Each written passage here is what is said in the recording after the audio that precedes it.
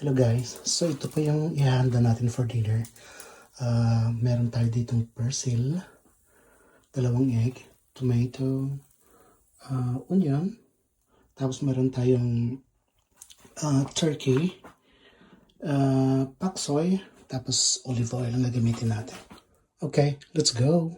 So i-fry muna natin yung turkey at saka yung egg.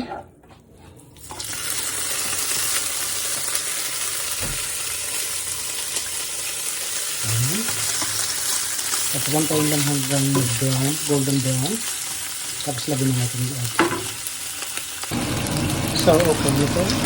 Lagyan na natin yung egg. 2 egg lang.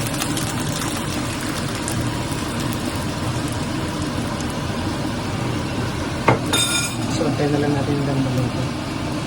So, bali luto na yung egg. So, nagigisa na tayo ngayon. Olive oil. Tapos, ilalagay na natin itong onion.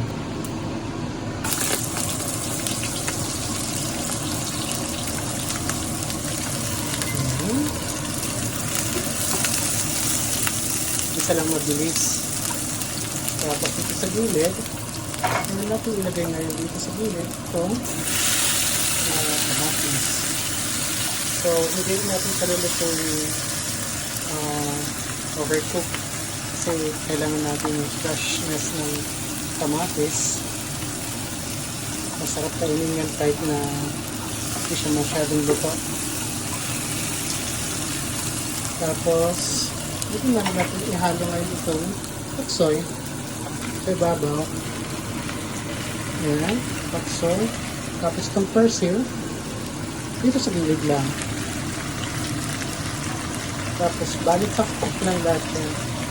Mabilis lang lutuin yan, half-cook lang. Tapos pagka luto na, pwede natin hangin. So bali, after 5 to 7 minutes, luto na siya. So ito na yung final product po ng ating dinner for tonight. So bali, rock salt at saka black pepper lang pala ang panimpla ko na ginamit dito. So, enjoy! Kain na tayo guys. So, nagdagdag akong avocado rito. Tapos yung drinks ko, black tea with clove. So, okay, let's eat.